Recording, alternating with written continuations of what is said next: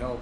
Kamal and I desperately need your help because, look, there's only about 6 or 7 states that are going to determine the outcome of this election. They're toss-up states. This is one of them. And I made sure that, by the way, when I got elected, that I told you my campaign would look like America. My administration would look like America. We have, and I've followed through on that.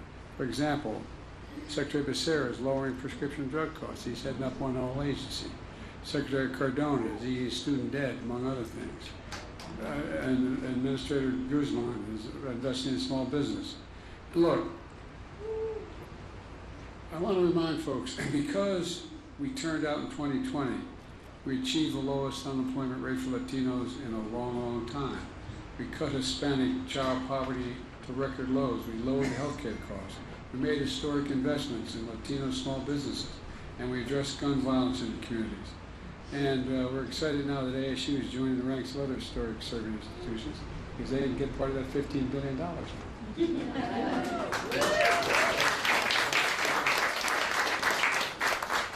Look, one of the reasons why I've spent so much time and effort in dealing with Latino universities and black universities is they haven't had the endowments these other universities have.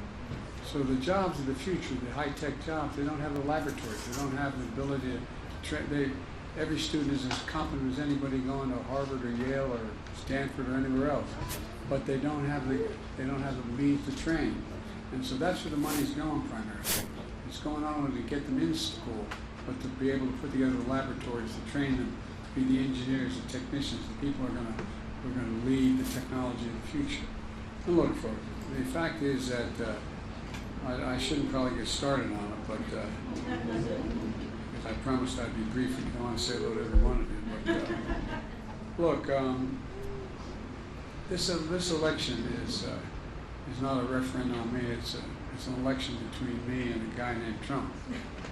And this is a guy who whose the way he talks about the Latino community is well.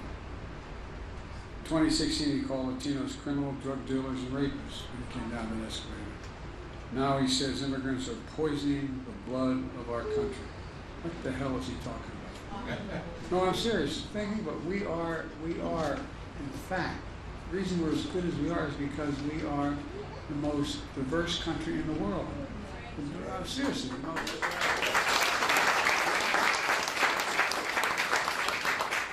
And look, you know, that's not all. He wants to get rid of all the programs we put together, from healthcare to education to small business help. And Social Security he wants to cut. He said, no, he not want to cut. He just said, but there's lots you can do to trim and cut. Well, let me tell you something. Folks, he only cares about the wealthy. I love this quote from him. At Mar-a-Lago, Trump told his friends, and I quote, "I know plenty of you, and you're rich as hell, and we're going to give you more tax cuts." That was recent, okay? Well, that's the last thing I'm going to do. I want to tell you. You may remember when we started off this campaign in 2020, there were 55 major corporations that made $40 billion and didn't pay a single penny in taxes. And I was able to get a 15% minimum tax on them, paid for every single thing we did, and still cut the budget $1 trillion. And so, folks, look, let me.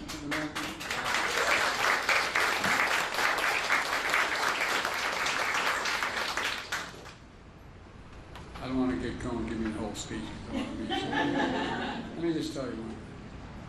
The fact of the matter is, I come from a household that is like maybe a lot of yours. We weren't poor, but we were, I guess, technically, from a financial standpoint, lower middle class. When Cole died in Scranton, where I was born, we moved down to Claymont, Delaware, a little steel town. And we lived in what later became subsidized housing. It wasn't at the time, it was an apartment complex. And my dad kept trying to figure out how to own a home. Because you own a home, you can build some equity in the home. When you build equity, you can then save and move on from there. And we lived in a 3-bedroom split-level home in a development, they called it. 45 homes, built the same exact kind of homes. And there were 4 kids and a grandpa living in that home. We never thought we were poor. We never thought we looked bad, but we had a figure out how to get scholarships to go to school. We had to figure out how to pay to get. My dad busted his neck to make sure we had whatever we needed. We couldn't have. But the end result of it was that we used to have a thing called trickle-down economics, where the wealthy did very well, it trickled down, everybody did fine. Well, I observed nothing ever trickled down on my dad's kitchen table.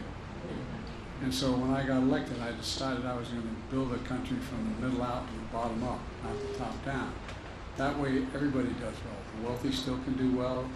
They don't pay their taxes very much, but if you do well, I'm serious. And the middle class does well, and the poor have a way up. And so that's when we were able to create all these jobs nationwide. That's why we're able to grow the economy. And it's just starting to kick in. And folks, look, I'll end by saying this. The tax system now is not fair. Trump wants another $2 trillion tax cut. That's what he says he wants, the first thing he wants to do when he gets elected.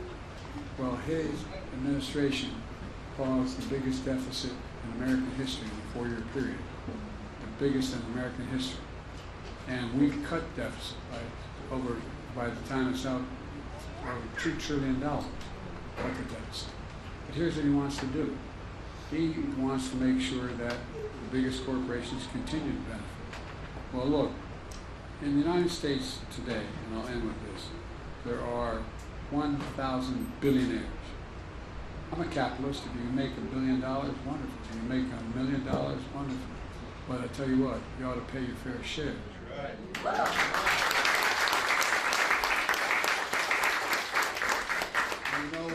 You know what the average of what the tax a billionaire pays? These 100 billionaires? 8.3% federal tax. Every one of you here would trade for that, wouldn't you? Well, let me tell you something. I'm going to make sure it gets raised to a minimum of 25%. Which is still significantly lower than the top rate. But here's what that would do. If we raised that one thing, if we raised that 25% tax, it would raise $500 billion over 10 years. $500 billion. We'd be able to have child care for everybody, $300 per kid. We'd be able to make sure that everybody has an access to an education. We'd be able to have early education for families that don't have the capacity. We'd be able to do so much more. We'd be able to cut the deficit as well. So folks, I'm optimistic. America has the capacity to do almost anything.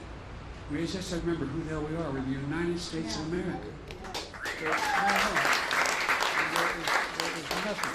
There's nothing beyond our capacity.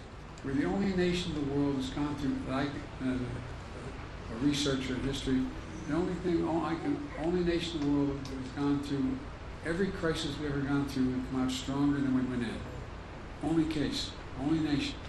Let's remember who we are. We're the United States of America. Nothing's beyond our capacity when we work together. And with you all, we're going to work together and change the world here. Not a joke. There's so much more to say on this stuff now. Thank you, thank you.